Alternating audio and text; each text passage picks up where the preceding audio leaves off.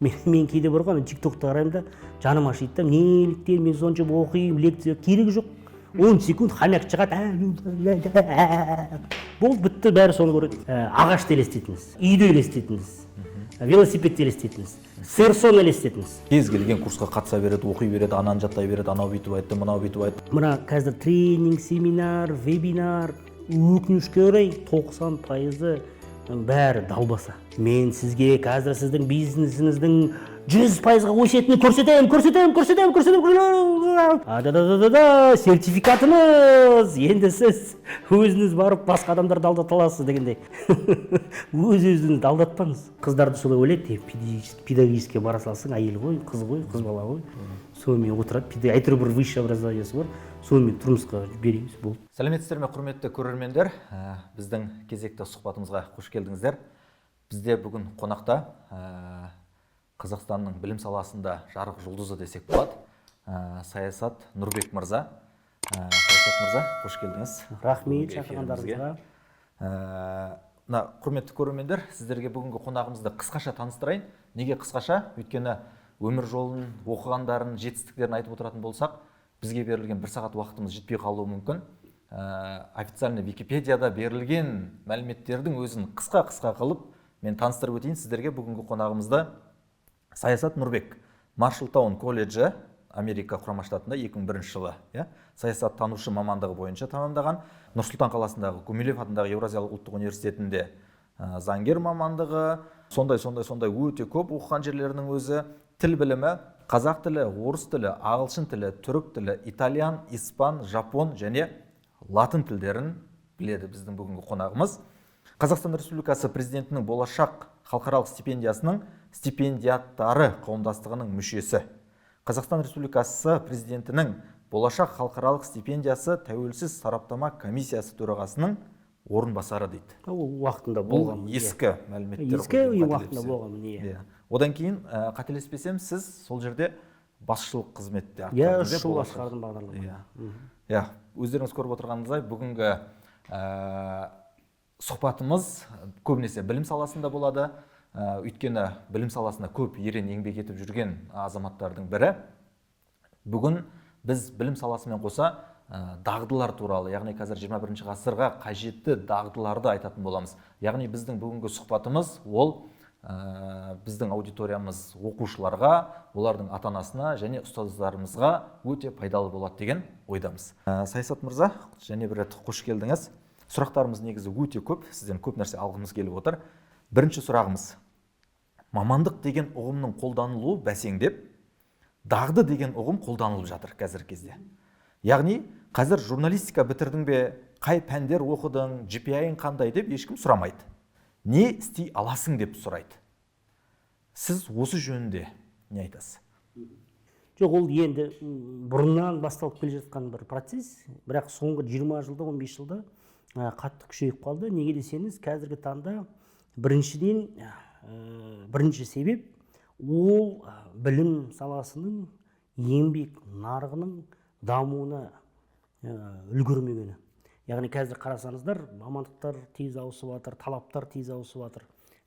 Көптеген технологиялардың ауысымы да өте шапшаң. Білім саласы, былай қарасаңыздар, мамандық көбінесе білім саласынан келген ұғым. Солай ғой, мысалы, мамандық ол 4-5 жылда формалды білім жүйесінде, сол оқу бағдарламасының нәтижесінде адамға дәлелденген, берілген бір квалификация деп білеміз біз мамандықта, специальность орысша айтқанда. Бірақ қазір мына еңбек нарығы тез дамып келе жатыр. Мысалы 5-7 жыл бұрын біз естімеген, болмаған бір жаңа мамандықтар, жаңа жұмыстың, кәсіптің түрлері пайда болды. Мысалы, social media marketing деген, SMM деген қазір. Жүйесінен 5-7 жыл бұрын SMM дегенің енді бір сыбыстар шыға бастады. Бірақ қатты ондай не болған жоқ. Маркетолог, пиар, енді ондай жоқ, маркетологтар болған, мысалы, пиаршылар болған, дәстүрлі журналистика, бірақ мына маркетингтің бір диджитал маркетинг, цифрлық бір сондай бір несі. Бірде-бір жоғары оқу орын осы 7 жылда әлі бастамаған, яғни толыққанды SMM деген, мысалы, әлі жоқ, бакалавриатта, енді енгізіліп жатыр 1-2-3 университетте, мына қазір ұлттық университет Әл-Фараби атындағы. Сондықтан жұмыс берушілер енді болмаған жаңа мамандықтарға, мысалы, яғни оқытылмаған мамандықтарға, олар уже бас тартып, күтпей қабілетіне қарап, немесе сол дағдыларына қарап бөліге бастады. Екінші мәселе, қазіргі таңда технологиялар өте тез ауысады. Сондықтан кейде адамның мамандығы керексіз болып қалады да, мынаны қалай айтсам екен сізге. Яғни ол негізгі журналист болуы мүмкін, мысалы, немесе экономика саласында негізгі бітірген университетте. Бірақ қазір мысалы технологиялық платформалар тез ауысады, жаңа құралдар тез пайда болады. Енді жұмыс берушіге ол адамның негізгі базалық білім емес, сол құралдармен немесе сол жаңадан шыққан платформалармен, жаңа технологиялармен бұл адам меңгере алады ма, біледі ме, білмейді ме? Соны сұрайтын болды. Көрдіңіз бе? Мысалы, бұрын қалай, мына Siemens деген бір мысал келтірейін компанияның. Siemens компанияның инженерлері енді әр 3-4 жыл сайын жаңадан біліктілікті арттыру курстардан өтеді. Неге десеңіз, стандарттар ауысып отырады, технологиялар ауысып отырады. Ол өзінің негізгі мамандығы инженер, коммуникационщик, мысалы коммуникация саласындағы инженер, бірақ енді әр 3-4 ай сайын біліктілікті арттыру керек.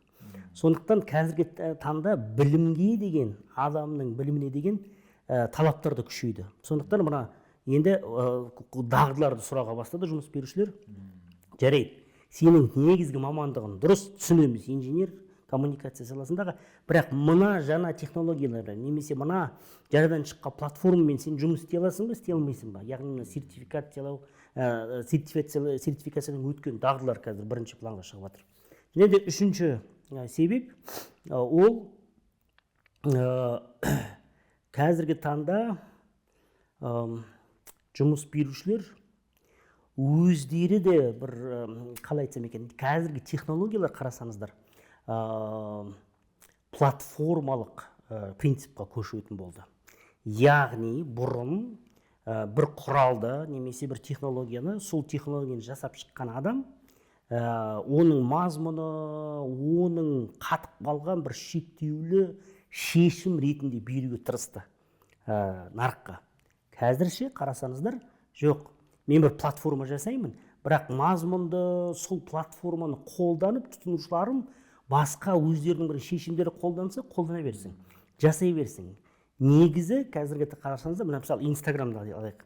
Инстаграм ол басында шыққанда оның негізгі идеясы қандай болды білесіздер ме? Ол мына фото суретшілерге кәсіп қой.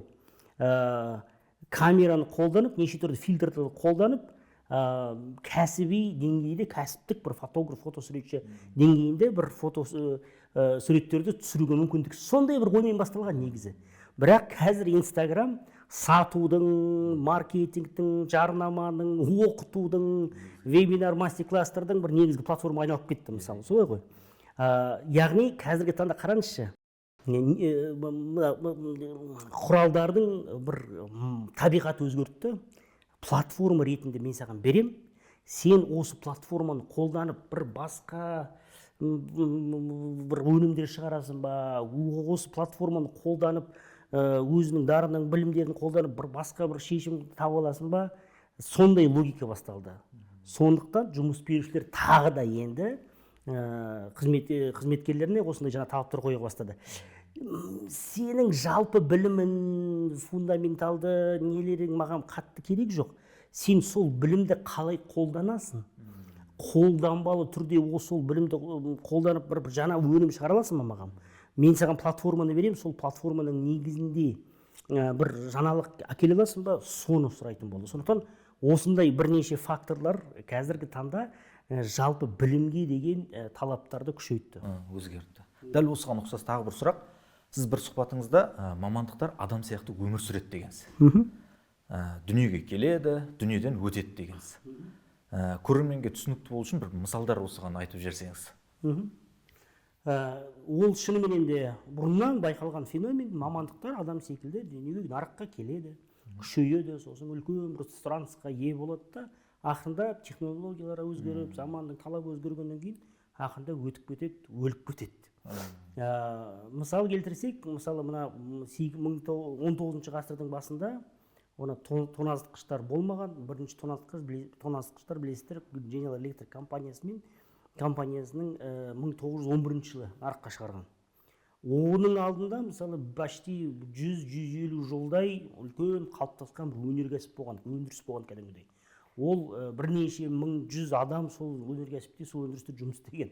Ол өндіріс мұз. Осы Алматыда, ақш-та, Европада көбінесе қонақ үйлерге, кафе, ресторан, мейрамханаларға мұз таситын. Киноларда көрінеді, мұзды шығарады, әкеледі. Кәдімгідей логистикасы болған, сатушылары болған, мұзды сақтайтын бір қоймалар болған, кәдімгідей қалыптасқан бір өндіріс болған. Бірақ бір технология нарыққа шықты, тоңазытқыштар. Бір 5-10 жылдың ішінде бүкіл 200 жыл қалыптасқан, өмір сүрген бір қатар мамандықтар бір сәтте жоғалып кетті. Немесе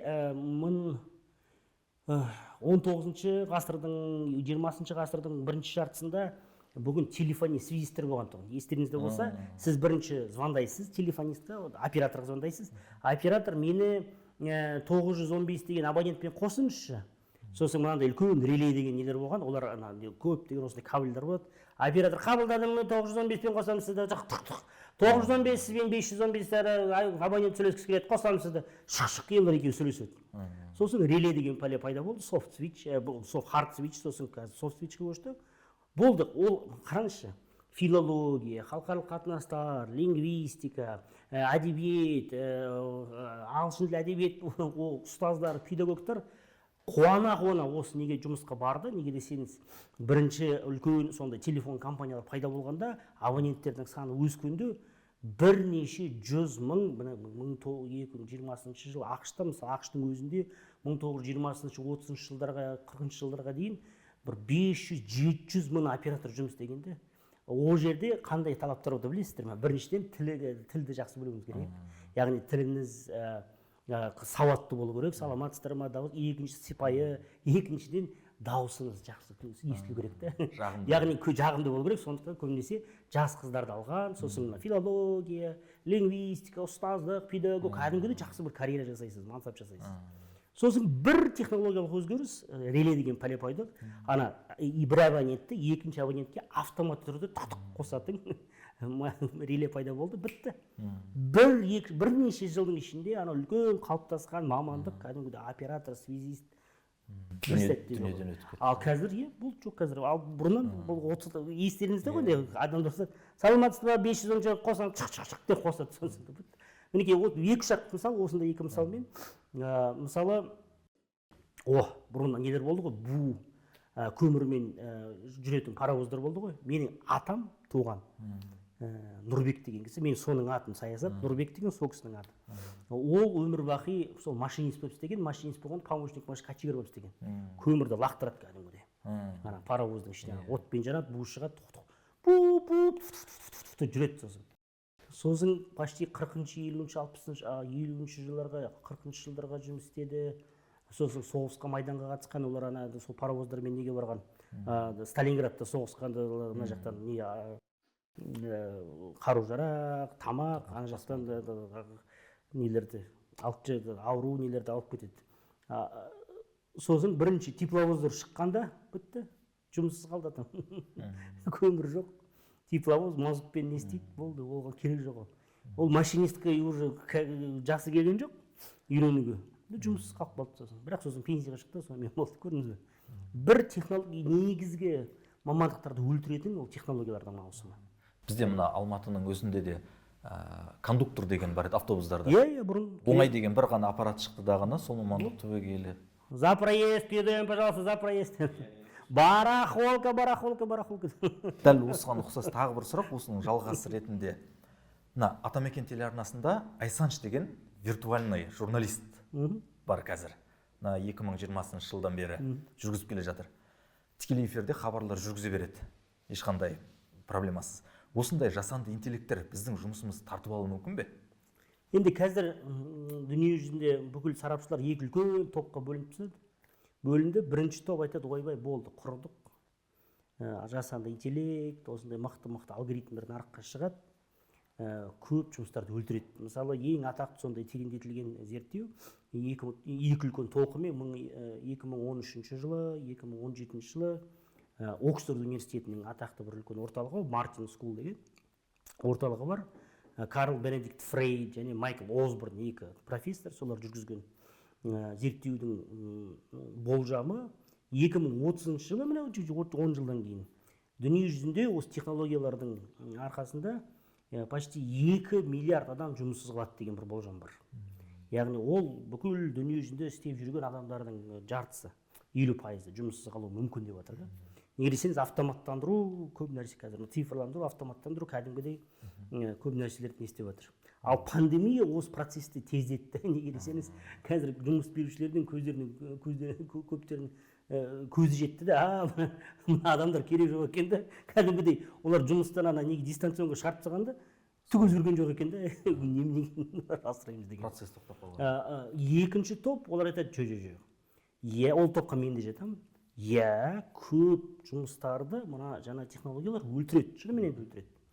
Бірақ соның жанында көп жаңа мамандықтар да пайда болады. Мысалы, мына біздің Атластың бірінші қазір несін бітірдік, біз былтыр білесіздер, 9 саланы бітірдік. Келесі жылы қазір мына Алла жазса қалған 13 саланы бастап жатырмыз. Қазір толық осы келесі жылдың соңында Алла жазса біз толық бүкіл экономиканы қамтамасыз етеміз. Мінекей мына сала бойынша. Сонда 9 сала бойынша 463 мамандықты жазып шықтық біз. Соның ішінде 129 өліп жатқан мамандық, бірақ 243 жаңа мамандық. Яғни өліп жатқаны 129, бірақ оның 2 есе жаңа мамандықтар. Яғни жаңа технологиялар бір жағынан мамандықтарды өлтіреді, бірақ екінші жағынан жаңа мамандықтарға жол береді. Көрдіңіз бе? Сондықтан қазіргі таңда, әсіресе қазіргі таңда кәсіби және кәсіби білім беру жүйесіне үлкен ауыртпашылық түседі. Неге десеңіз, енді мына жаңа мамандықтарды адамдарды даярлау кішкене қымбаттау уақыт алады да, көрдіңіз бе? Уақыт болғанда уақытта емес, кішкене адамдардың сол біліктілік, сосын ынталарына үлкен талап қойылады. Бізде қазір көп адамдар үйренгісі де келмейді ғой. Өкінішке орай сондай бір жаман не бар. Сондықтан қазіргі таңда білім саласының алдында тұрған негізгі түбегейлі проблема ол мотивация проблемасы. Балалардан бастап, мектептерден бастап қызығушылық тудыру, мотивация сақтап қалу, балаларының қазір назарын өзіне тарту білім саласына негізгі проблема сол болып тұр. Даже мазмұнда емес, технологияда емес. Неге десеңіз, қазіргі таңда не болып тұр? Адамдардың, балалардың назарына үлкен талас, үлкен сауда болып жатыр. Instagram, TikTok, Netflix, Disney, Marvel, YouTube, Snapchat, олардың негізгі өнімі қандай? Негізгі өнім ол адамның уақыты, адамның назары. Сол ғой. Кім 5 минуттай адамды ұстап тұрады өзінің бағдарламаның ішіне? Сол мықты. Ал 1 сағат ұстап тұрса, керемет. 24 сағат ұстап тұрсаң, сен патшасың. Бүкіл ақша саған кетеді дегендей. Неге десеңіз, жұмыс берушілер, жарнама берушілер, өнім сатушылар, қызмет берушілер кімге ақша төлеуге дайын? Кім адамды екі көзімен, ақылмен, санасымен ұстап тұратын соған бергісі. Сонда қараңызшы, қазіргі таңда ұстаздар, білім беру жүйесі өз-өзімен бәсекелеске түскен жоқ. Ол бір араларында да бәсеке жоқ. Қазір бүкіл университеттер, колледждер, мектептер, ұстаздар, олар үлкен индустриялармен бәсеке түсіп жатыр да. Netflix индустриясы, Голливуд индустриясы, яғни кинематограф, ақпараттық технологиялар, Facebook, әлеуметтік желілер солармен бәсеке түсіп жатыр. Негізгі бәсеке қазір адамның назарында түсіп жатыр. Кімге қарайын дегендей. Маған қара, жоқ, маған қара. Адам есі ауысып кетті. Ал білім беру жүйесі сосын есі ауысып кеткен адамға шақырады, айтады, кім тақтаға шығады? Оның ақылы да басқа жерде қазір. Қайдағы тақта дейді, көкем жақта. Мен Netflix көріп отырмын, апай кешіріңізші деп. Дәл осыған байланысты бізден бір ұстаздарымыздан сұрақ келген екен сізге. Ұстаздар өзін қай бағытқа қарай дамытқан дұрыс? Жаңа сіз айтып кеттіңіз ғой, адамдар бүкіл әлем оқушылардың, балалардың, жастардың вниманиесіне талас болып жатыр. Дәл осы үшін болашақта ұстаздарды нелер күтіп жатыр? Ұстаздар өзін қай бағытқа қарай дамытуы керек осындай жағдайда?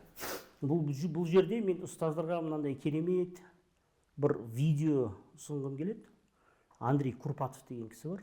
Ол Сбербанктың нейрофизиология лабораторияның басшысы, зертханасының басшысы. Бұл кісілер адамдардың қазір физиологиясы, психологиясы, нейрофизиологиясы, яғни мидың дамуы, психологияның дамуы қалай өзгеріп жатқанын зерттейді, түбегейлі кәдімгідей зерттейді. Сол кісінің осы бір ютубта бар лекциялар көп, мықты презентациялар да бар. Өкінішке орай қазіргі таңда ақпарат соншалықты көп, ақпарат кәдімгідей өте көп. Дамыған елдерде күніне бір кісі 300 гигабайттан астам ақпарат қазір тұтынады. Шынымен де сіздің байқасаңыз, сол менің 3 балам бар. Ана жолы мен 200 гигабайттық пакет сатып алдым. 6 алдым.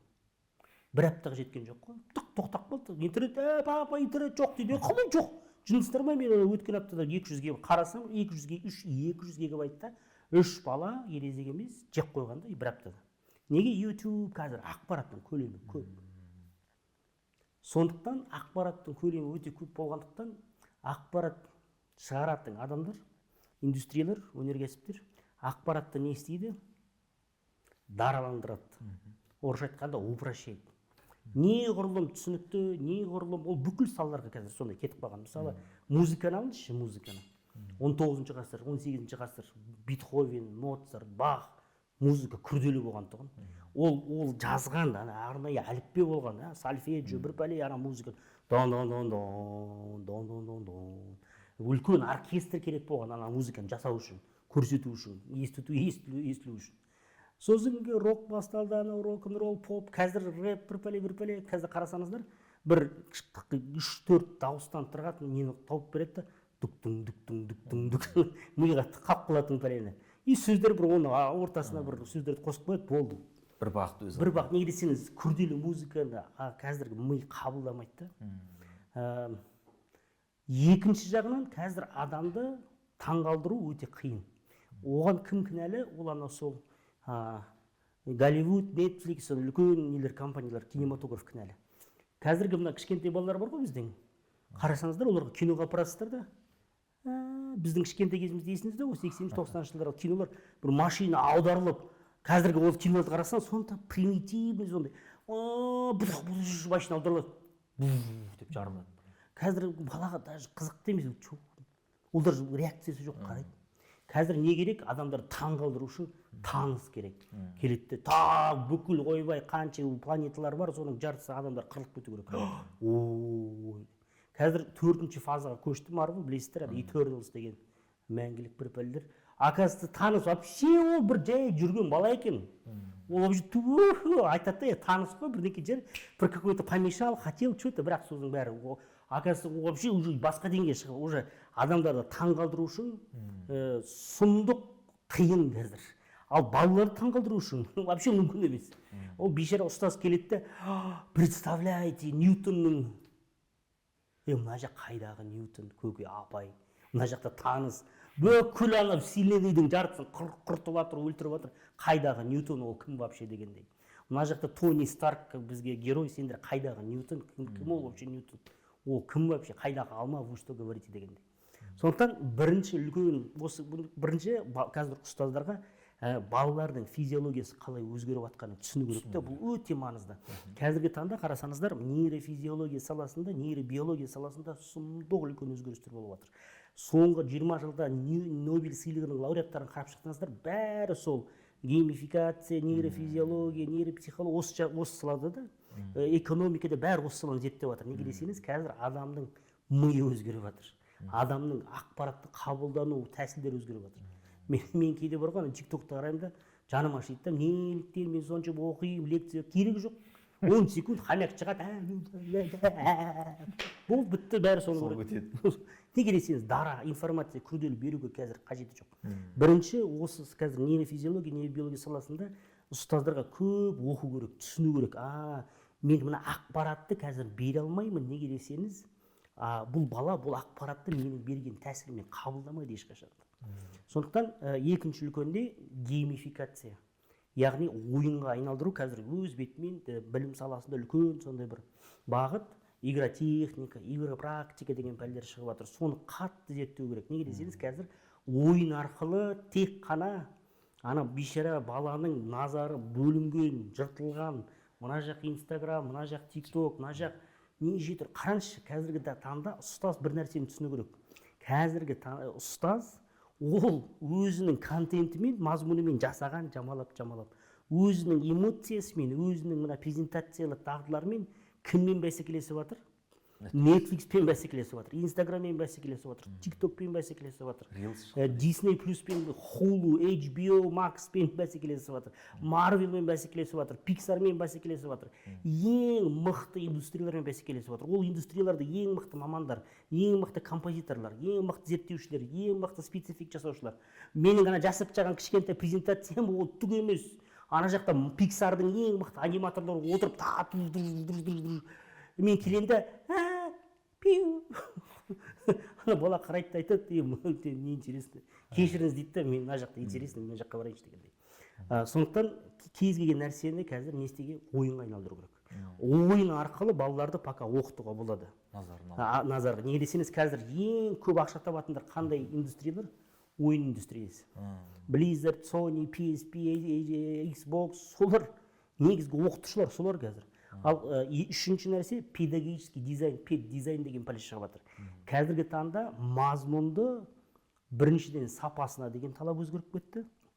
Енді мазмұнның өзіне талаптар өзгеріп кетті. Енді мазмұн интерактивті болу керек.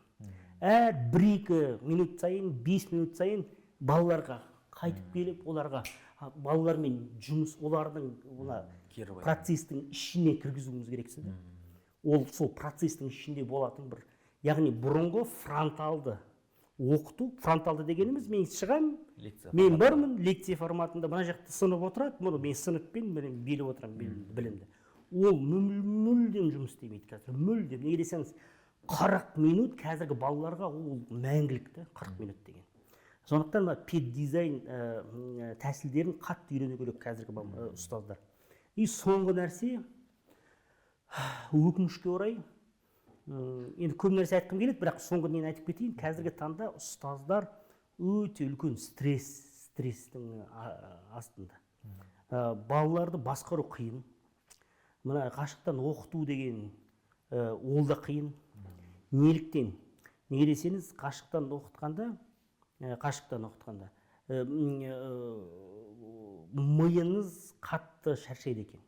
Ол қазір көп қазір сондай зерттеулер жүргізіп жатыр. Неге десеңіз, сіз өзіңіз зумда отырғанда 2-3 сағат отырып көріңізші, шама шаршап қаласыз. Неліктен? Біз міне сізбен қазір сөйлесіп отырмыз, ашық түрде. Менің миым қазір демалып жатыр да. Неге десеңіз, ақпарат толып келіп жатыр. Мен сізді естимін, мен сізді көремін, мен сізді иіскеймін. Яғни сіздің мына эмоцияларыңызды көріп тұрмын, қабағыңызды көріп тұрмын, көзіңізді көріп тұрмын. Маған толық ақпарат жетіп жатыр ғой миға. Ми мынау ұнап жатыр, ұнамай жатыр, қабылдамай отыр, жоқ былай қабылдап отыр екен, мұқият тыңдап отыр екен. Толық ақпарат жетеді. Ал сіз зумда отырғанда қараңызшы, сіз өз-өзімен бір есі ауысқан адам секілді сөйлесіп отырсыз.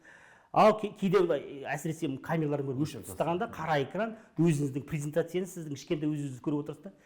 Ми осындай жағдайда қатты ашуланбайды, түсініксіз бір жағдайға түсіп қалады. Ол түсінбейді, аудиторияны көрінбейді, сезбейді, эмоция жоқ, физикалық контакт жоқ, не жоқ, денеңіздің несі жоқ, қабылдап отыр ма, қабылдамай отыр ма, түсініп отыр ма, түсінбей отыр ма, ұнап отыр ма, ұнамай отыр ма, түсінбейсіз. Сіз өз-өзіңізбен сөйлескен, ми осы жағдайда қатты қиналады екен.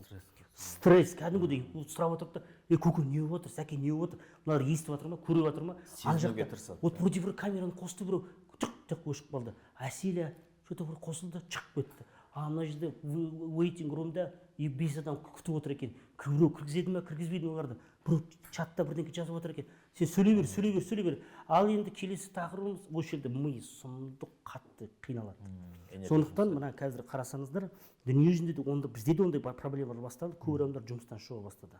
Ұстаздар, медициналық қызметкерлер, неге десеңіз, мынандай эмоциясыз,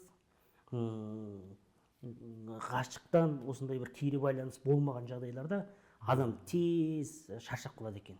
Қазір мынандай бір қызық термин пайда болды ғой, выгорание. Не болып қалды, жұмыстан шығып кетті. Я выгорел дейді, у меня выгорание, стресс, депрессия болып кетеді екен. Сондықтан қазіргі таңда ұстаздарға қазір көп мектептерде, мысалы ақш-тың Европалық мектептерінде өз-өзін басқару, эмоциялық жағдайды басқару, реттеу, сосын ғана ішкі ресурстық жағдайды меңгеру деген бір нелер басталды, оқытулар басталды. Неге десеңіз, қазіргі ұстаздарда кішкене өздерінің бір подпиткасы болып тұру керек те, өз-өзінің кішкене түсіну керек. Мен неге мына жақта мына жарайды, қатты шаршап қалдым, сәл тоқтатып қояйын. Неге десеңіз, бізде 80% ұстаздардың 4% ба 85% ба әйелдер ғой. Олардың бала шағалары бар, нелері бар. Сондықтан ұстаздарға бір нәрсені айтқым келеді. Work-life balance деген атақты формула бар ғой. Отбасы, жұмыс деген. Бұл теріс формула екен, дұрыс емес формула екен. Бұл формулаға не жетіспейді? Мен деген сөз жетіспейді екен. Мен неге десеңіз, сіз бір маман ретінде энергияңызды жұмысқа бересіз, дәл сол энергияны отбасыңызға да беру керек. Сіз үйге келгенде сіз демалмайсыз негізінде. Неге десеңіз, балаларға менің папа ойнашы, тамақ қайда, тамақ ішеміз, каша қайда, үйді жинау керек. Сіз дәл сол энергияны үйге де беруіңіз керек. Ал энергия қайдан келеді сізге? Келмейді ешқашан. Сіз тек қана бересіз, жұмысқа бересіз, балаларға бересіз, анаған бересіз, маған бересіз. Сондықтан энергияны сізге беретін бір нәрсе болу керек. Хобби болады ма, бір өз-өзіңізбен қалың бір кітап оқисыз ба, далаға шығасыз ба, бір серуенге шығасыз ба, бірақ энергияны алып тұратын бір нәрсені қосу керек. Неге десеңіз, мына формулада 3+3 формула негізі. Мен, и сосын мына менің жиналған энергиямды мен мынаған да беремін, жұмысқа да беремін, отбасыма да беремін. Ал маған ешкім энергия бермей тұрса, тез уақытта мен не істеп қаламын, таусылып қаламын. Сондықтан мына ұстаздарға осы өзіңізді ұмытпаңыздар. Неге десеңіз, сіз энергия беруші бір элементсіз, сіз энергияны толтырмасаңыз, энергияны бере алмайсыз. Құрметті ұстаздар, сіздерге керемет кеңес болды деп ойлаймыз. Келесі сұрағымыз енді оқушыларға байланысты. Оқушылар таңдаған мамандықтары дүниеден өтіп кетіп, жұмыссыз қалмау үшін қандай дағдыларды дамыту керек? Енді бірнеше көп нәрсе айтылып отыр қазір. Бірнеше халықаралық ұйымдар, 21 ғасырдың дағдылары. Мен бір 3-4 нәрсені айтып кеткім келеді. Біріншіден, қазіргі таңда эволюциялық бір дағды деген пәле шығып жатыр, эволюциялық. Яғни көп нәрсе өзгеріп жатыр. Көп нәрсе жаңадан пайда болып жатыр. Енді адам кәдімгідей дайын болу керек те өзгерістерге. Көп адамдар өзгерістерге дайын емес, өкінішке орай. Кәдімгідей дайын емес. Мен көп адамдарды байқап отырмын, мысалы, үлкен адамдар біздің Қазақстанда, ағаларымыз, ел басқаратын адамдар. Бірақ біреуі де мысалы ағылшын тілін үйренген жоқ. Мен үшін мысалы ол көрсеткіш. Яғни адам іштей өзгергісі келмейді. Неге десеңіз, ақшалары бар, бәрі бар, сұмдық үлкен жағдайда бар, кез келген әдістеме, кез келген репетиторды жалдауға мүмкіндіктері бар. Бірақ үйренген жоқ. Неге? Іштен сондай ниет жоқ. Өзгеріске дайын емес адамдар. Ал өкінішке орай қазіргі таңда өзіміз көріп отырмыз ғой. 1-2 жылда мүлдем бәр жағдай өзгеріп кетуі мүмкін. Сондықтан да эволюциялық бір сана сезімді дағдыны қалыптастыру. Ол өз бетімен бір дағды екен. Оны қалыптастыру керек, өзгеріске дайын болу керек. Бұл ең бірінші психологиялық бір ұстаным. Мысалы, бір нәрсе өзгерді ме, не істеуге болады? Боқтап, қарғайды, қарғы соққылар, иттің балалары, неге бәрі өзгеріп кетті, неге сондай болып кетті, неге қиындап кетті, мынау үкімет пәленше, анау пәленше, күнәлі, мынау немесе сіз өз-өзіңізді түсіндік, болды, өзгеріс болды, енді мен осы өзгеріске бейімделіп бір нәрсе жасау керек. Бір қызық бір сондай не әңгіме бар ғой. негізінде көп адамдар сосын түсінеді олар өмірде. Біз мына сырттағы өмірдегі мына дүниедегі көп нәрселерді өзгерте алмаймыз. Өздерінің бір физикалық заңдылықтары бар, мен ол өзгерте алмаймын оларды. Бірақ сол заңдылықтарға, сол өзгермеген нәрселерге өзімнің ішкі ұстанымды өзгерте аламын. Солай ғой. Яғни мына психологиялық ұстанымнан басталады. Екінші үлкен нәрсе цифрлық сауаттылық. Мен осы ұлттық кеңестің бір 3-ші отырысында айтқам, 1919 жылы, бір ғасыр бұрын, Совет одағында министрлер кабинеті мынандай бір декрет шығарған, қазір жарлық, сол кездегі ликвидация безграмотность деген, жаппай сауаттылықпен күресу, сауатсыздықпен күресу, надандықпен күресу деген бір пәле. Есіңізде болса, бүкіл мектепті кішкентай ауылдарға барып, изба читальня деген пәле болған, бір үйді қойып кітап әкеліп, онда мақсат қандай болған? Жаппай Совет одағында миллиондаған адамдарды бір нәрсеге оқыту, жазу, оқу, соны. Яғни сауатсыздықпен күресу. Мінекей қараңызшы, қызық жағдай тарихи. 100 жыл өтті, 2021 жылда отырмыз, 20 жылда отырмыз. Мен сөйлеген кезімде. Енді жаппай цифрлық сауатсыздықпен күресу тура келді. Неге десеңіз, оны да мен ұстаздарға айтпай кеттім, осы кішкене сосын айтайын деп, әңгіменің жалғасы болса. Қазіргі таңда цифрлық сауаттылық негізгі бір сауаттылықтың түріне жататын болды. Неге десеңіз, өміріміз қазір қатты цифрландыруға, жаппай соған бара жатырмыз. Негізінде біз қазір цифрлық қоғам деген ұғымға бара жатырмыз. Қараңызшы, бүкіл қызметтер ақырындап цифрлық форматқа көшіп жатыр, төлемдер, айыппұлдар, ақпараттандыру, мемлекеттік қызметтер, құжаттарымыз, ақырында бәрі соған бара жатыр. Соған келдік та. Бірақ көп адамдар мысалы әлі цифрлық сауаттылық жоқ, мысалы түсінбейді. Оны мектептен бастау керек. Қазіргі таңда мына өмір цифрландырып, цифрлық бір форматқа көшкен жағдайда кім сол цифрлық форматты, цифрлық құрал саймандарды жақсы түсінеді, сол өмірге бейімделген адам деп білуіміз керек. Сондықтан цифрлық сауаттылыққа үлкен мән беріңіз, балаларға әсіресе. Тағы да бір нәрсе, ол үйрену тәртібі, үйрену, білім алу мәдениеті. Бұрын lifelong learning деген пәле шықты ғой. Адам өмір бойы оқу керек дегендей. Қазір ол формула да ауысып отыр. Қазір де жаңа формула мынандай бір формула. Ол адам енді өмір бақи үйрену керек. Үйренгенді ұмыта білу керек. Және де жаңадан білген нәрсені жаңадан үйренуге дайын болу керек. Түсіндіремін. Ол бұл жаңадан келіп шыққан формула. Осыны біздің көрермендеріміз жақсы түсіну керек. Енді біз үйренуді тоқтатпауымыз керек. Бұрын адамдар қалай үйренді? 6 жасына мектепке барады, көп оқиды, сосын 22-23 жасқа дейін көп оқиды. Ол өмірі оқумен өтеді. Солай ғой, мектепке барады, сосын университетке түседі. В общем, 6 жастан почти 20-22 жасқа дейін оқиды. Пик болады да, ол басқа түкте айналыспайды, жұмыс істемейді, көбінесе адамдармен. Тек қана оқиды, пик, интенсивный. Сосын біз тоқтап қалады, и вообще сосын оқымайды. Сосын өмір бақи, өмір жұмыс істейді, не істейді, деп түсіп қалады. Енді бір көп оқуымыз керек, и тоқтатпауымыз керек. Неге десеңіз, қазіргі заманның талабы былай өзгерді. Бұрын адамдар не терең емес, бірақ көп білу керек еді, немесе терең, бірақ бір нәрсені жақсы білу керек. Енді талап былай өзгерді. Енді біз көп білуіміз керек, и терең білуіміз керек. Өте қиын шарт. Қазір қарасаңыздар, қазіргі адам көп оқу керек, көп үйрену керек. Сұмдық, біздің қазір өміріміз оқу. Мен Siemens компанияда менің бір досым Siemens'та жұмыс істейді. Әр 3 ай сайын оқуға кетеді. Семинар. Үйінде ойбай, бірінші ол сертификаттарды қабырға асуға бастады да. Бірінші жыл келдім, бір 2 сертификат, 3-4 сертификат, 5-6 сертификат. Сосын қабырғасы жетпей, уже қойшы деді да, бәрін жинап алды да. Бір үлкен бір несі тұр, коробкасы тұр, соның ішін лақтыра береді, қарасам бірнеше 100 сертификат жиналып қалғанда, мен сен жындысың ба сендер? Не істеп жатсыңдар сендер? Сендер вообще надансыңдар ма? Қазір уже почти әр ай, 2 ай сайын оқиды. Неге десеңіз, ақпарат өте көп. Бір технология шығады, жаңа стандарт шығады, барады үйренеді, 2-3 күн, сертификациядан өтеді. уже әбден өмірім дейді да, менің өмірім машинка секілді болып қалдым, үйрене беремін. Ал екінші, жаңа білім пайда болды, сіздің бұрын білген нәрсеңізді кейде ұмыту керек та.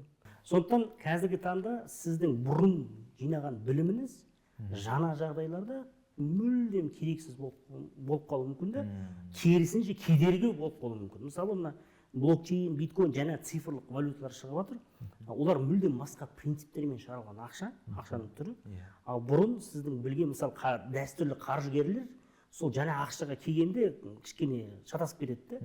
Неге десеңіз, бұрын қалыптасып кеткен фиат, ақшаның несі, құны, ақшаның стандарт, бір пәле монетарлық саясат шатастырып жібереді оларды. Яғни қарасаңыздар, мына биткоин кейде қаржыға қатысы болмаған жап-жас балалар солар жасап жатыр да. Яғни қаржыгерлер ашуланады да, қалай біз 200-500 мың жылдық қалыптасқан біздің қаржы жүйемізді сендер не істеп жатсыңдар? Бірінші қабылдаған жоқ қой. Бірінші бәрі қазір 1-2 жылда өледі. Өлген жоқ, бір, екіншіден қазір шыныменен де жаңа бір стандартқа айналып жатыр. Ал мына қазір метаверс деген Фейсбуктың жасаған жаңа виртуалды әлеміне дәл соған бейімделген бір ақшаның түрі деп шыға келді. Қазір жаңа экономика деген ұғым шығып жатыр. Виртуалды экономика. Мысалы, Counter Strike, World of Tanks деген бәле бар ғой. Мықты танктарды жасайды, адамдар прокачивать етеді, сосын оны сатады аукционда. Ақша жоқ вроде бы. Бірақ виртуалды әлемде, немесе Counter Strike'ті білесіздер ме, сіздің тапаншаларыңызға стикерлерді сатып алуға болады, сосын сонымен жүресіз. Ол бір жаңа виртуалды экономиканың бір моделі қалыптасып жатыр біздің көзіміздің алдымызда. Ол мүлдем кішкене басқаша принциптермен жұмыс істейтін экономика. Бұрынғы сіздің біліміңіз, түсінігіңіз, ұстанымдарыңыз, концепцияларыңыз кедергі болады. Және де ең қиын үшінші нәрсе, білген нәрсені жаңадан үйрену. Мысалы келтірейін, мен мына қанша жылдар былай дәстүрлі компанияларда жұмыс істеп, 3 жыл бұрын IT компания саласына ауысып кеттім. Мен мысалы келдім, жиналыс, KPI деген пәле бар ғой, KPI. KPI-лерді жасайық деді. Мен айттым, шіреніп отырмын да, көкелер. KPI деген менен қалған нәрсе, мен өмірімде қанша KPI жасадым, қанша KPI тексердім. Мына IT әлемінде KPI-дің мағынасы басқаша екен де кішкене. Метрикалар басқаша, өлшеудің құралдары басқаша. OKR деген пәле, obtainable key results деген. Мен өзімше білетін, түсінетін нәрсемді жаңадан жаңа мазмұнымен толтырып, жаңадан оқуға тура келді. Бұл өте қиын екен. Неге десеңіз, сіз енді мен білем, уже үйрендім, білем, өзімнің неміне қойып қойған, қоймасына мен білем, қолданған нәрсені ең қиын осыны қабылдау екен де, жоқ, мен әкәсті түк білмем екен. Сондықтан мына үйрену, тұрақты үйрену дағдысы, мына қазір Роберт Сапольский, сосын Барбара Оклей деген ең курсерде бірінші шыққан курс, ең көп адамның қандай аталады? How to learn дейді, яғни үйренуді қалай үйренеміз дегенде. Яғни адамның үйрене білу қабілеті де қазір өте маңызды бір дағды. Және соңғы нәрсе, қазіргі таңда ақпарат өте көп. Соншалықты көп, коммуникацияның өзі проблемаға айналды. Яғни қазір бір адамға, немесе бір топ адамдарға бір нәрсені жеткізу қарапайым, түсінікті форматта. Олардың түсінгенін түсініп, оларға сол ақпаратты дұрыс қабылдауын ескертіп, соны кепіл ету проблемаға айналды. Қазір қарасаңыздар, біреу бақырады мына жақтан. Қазір Фейсбукта, мысалы, сіз бір айтылған сөз бүкіл адамдармен мүлдем басқаша қабылдануы мүмкін ғой. Солай ғой. Мен жақында жазып қойдым. Ақтауда үлкен форум болды, еселі форумда. Ойбай, бүкіл цивилизованный дүние қазір Ақтауда жиналып отыр. Өзінше жазып қойдым, бір не істейтін. Баста қырылыс басталды комментарийда. Сонда қандай? Сіз цивилизованный, біз сонда салауатсыз, цивилизованный емеспіз бе? Жоқ, цивилизация дегеніміз не өзі? Саясатсыз қалай түсінесіз? Немесе бір топтар жақында бір жазып жүрген, жігіттер, адам іздеп жатырмыз. Сіз неге жігіттер ғана жазасыз? Жоқ, қыздар жоқ па? Сіз гомофобсыз ба? Саясат, сіз гендерлік, по-моему, неге саясатқа қарсысыз? Басталды оның ішінде қырылып. Қазір айқын коммуникацияны орнату өзінше бір үлкен дағдыға айналды. Неге десеңіз, ақпарат өте көп. бұрын біркелкі адамдар түсінетін сөздер, біркелкі түсінетін ұғымдар шайқалып кетті. Түрленіп кетті. Қазіргі неге десеңіз, қоғам бұрын біртұтас үлкен топтарға бөлінген, мыналар былай, мыналар былай, мыналар былай, қазір сұмдық, атомизация деп орысша айтқанда, қазір сондай майда топтарға жеке индивидтарға бөлінуге бастады да, әр адам басқаша түсінеді. Сондықтан қазіргі таңда мына коммуникацияларға деген үлкен мән беруіміз керек. Неге десеңіз, сосын жаһандану, тіл, мәдениет қатты шоғырланып кетті. Осы жерде бір дұрыс коммуникацияны жеткізу өте маңызды. Өте күшті. Келесі сұрағымыз оқушыларға байланысты. Қазір енді өзіңіз мамандық таңдауға байланысты үлкен жобаларды жасап жүрсіз. Біріншісі сұрақ мамандыққа байланысты. Сіз халықаралық құқық таңдаған екенсіз. Және қалай таңдағаныңызды да бір жерде айтып болған екенсіз. Қалай таңдадыңыз және мамандықты қалай таңдауға кеңес бересіз? Сол туралы айтып жіберсеңіз. Енді біріншіден ең үлкен кеңес, мамандықты өзіңіз таңдаңыз. Бұл сұраққа өте маңызды қарау керек. Көп адамдар түсінбейді. Мамандық таңдау ол сіздің негізгі ересек өміріңізді айқындайтын, белгілейтін бір негізгі шешім. Ол жұбайыңызды таңдаған секілді, немесе өмірде кім болатыныңызды таңдаған секілді ең негізгі шешімдердің біреуі. Бізде көп жағдайларда кім таңдайды мамандықты? Әке шешеміз таңдайды. Солай ғой, немесе үлкендеріміз таңдайды. Біз арнайы зерттеу жүргізгенбіз, 74-75% жағдайларда Қазақстанда 24-25 жасқа дейін кім шешім қабылдайды? Ата-ана қабылдайды. Мынаған барасың, мына кісіге үйленесің, немеске тұрмысқа шығасың, мына жаққа жұмысқа тұрасың, баланы туады, сосын ғана кішкене былай расслабиться етіп кәдімгідей шешімдерді қабылдайды. Бірақ мен мысалы ерте бастаған жұмыста 15 жасымда менің тәтем таңдады. Мамандығыңызды. Мен жұмыста жүрдім, звондайды маған, көке, сен білесің бе, бүгін соңғы күн, қайда барып тапсырайын? Менде жиналыс, өзім барып тапсырсашы. Сосын түстен кейін звондайды, тапсырдым дейді, қайда тапсыр? Халықаралық құқық. Неге? Енді жақсы естіледі дейді. Құқық, халықаралық, международный право деп керемет естіледі дейді. 5 жыл босқа оқыдым мен. Босқа. Ең керемет жылдарымда вообще мүлдем басқа. Бірде бір күн жұмыс істеген жоқ мен заңгер, халықаралық заңгер ретінде. Одан да бетер жағдай, мына халықаралық құқық негіздері, мен публичный еще халықаралық нелерде оқығам. Біріккен ұлттар ұйымы соңғы 30 жылда өліп қалды да. Ешкім оны тыңдамайды да, қарамайды да. Ана жақта Ресей бірдеңкені білдіріп отырады, ана жақта ақш күнде білдіріп отырады, бірдеңке үлкен алпауыт елдер вообще қарамайды халықаралық құқыққа, қалқпаған өз бетінен. Біз соны 5 жыл босқа оқыдым да, соны босқа. Оны былай қолдануға да қиын қазір Қазақстанда, басқа жерлерде керек жоқ. Сондықтан 2-3 кеңес беруші едім. Бірінші кеңес, негізгі кеңес. Осы шешімге ең мұқият қараңызшы. Бұл өте негізгі шешім. Бұл кәдімгідей маңызды шешім. Екіншіден, сіз қазіргі таңда сұранысқа ие мамандықтарға қарамауыңыз керек. Бізде мысалы еңбек министрлігі қалай шығарады, жыл сайын шығарады ғой. Самый популярный профессии в Казахстане, бір пәле, оның ішінде шаштараздар, аспаздар, бір пәлелер. Олар қазір ситуативный, яғни міне еңбек нарығында қазіргі тапшылық міне болып жатқан. Мысалы біреу айтады ғой, осынша вакансия бар, бос орын болды, отын сұранысқа ие деген. Неге десеңіз, сіз әлі 4-5 жыл оқисыз, сол еңбек нарығына шығасыз 4-5 жылдан кейін, алғашқы қадамдарын жасайсыз 4-5 жылдан кейін. Сіз қазіргі тапшылық болған мамандықтар емес, 5, бірақ ең керемет 10 жылда пайда болатын, немесе сұранысқа ие болатын мамандықтар. Сол үшін мамандықтар атылсын, сол үшін жасадық біз. Ата-аналар, талапкерлер отырып, мынау қазірге, мынау керек, бірақ 10-15 жылда өледі, мынау менің перспективам жоқ бұл мамандыққа баруға. Не десеңіз, мен пока оққанша 4-5 жыл, пока аяққа тұрғанша 10 жылда мен енді нарыққа уже мынау ақырындап кетеді, сұранысқа ие болмайды. Сондықтан бұл бірінші, екінші кеңес, үшінші кеңес, мына кәсіптік бағыттаудың атақты формуласы бар. Мен не қалаймын, менің қолымнан не келеді, және еңбек нарығына не керек. Хочу, могу, надо деп орысша айтқанда формула. бірінші мен не қалаймын, менің қызығушылықтарым бар ма?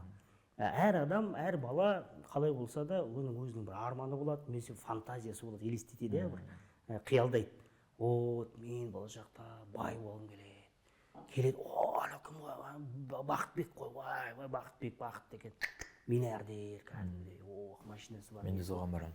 Немесе мен әйгілі болғым келеді, мына Мадина ғой, Мадина керемет, дизайнер десе дизайнер, Нью-Йоркта қазір соңғы несіне шығып жатыр деген. Немесе армандайды, қиялдайды. Сол қиялдарды, армандарды жақсылап жазып алу керек, түсіну керек. Мен кім, негізі қандай менің ішкі қалауым? Екіншіден, менің дарындарым қандай, менің дағдыларымға, қабілеттерім қандай, мен Алла тағала табиғат берген, мен не қолымнан не келеді, оны да бір сәйкестендіру керек. Ал негізгі сұрақ ол бірақ еңбек нарығында керек па, керек жоқ па. Осы үш нәрсені салыстырғанда ғана бір нақты бір бағыт пайда болады да.